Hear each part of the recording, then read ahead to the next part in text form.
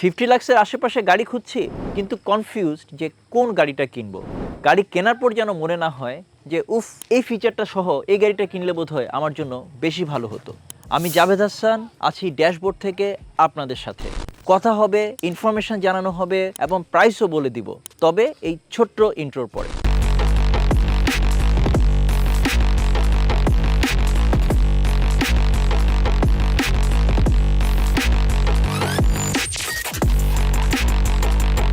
আসসালামু আলাইকুম, চলুন শুরু করি।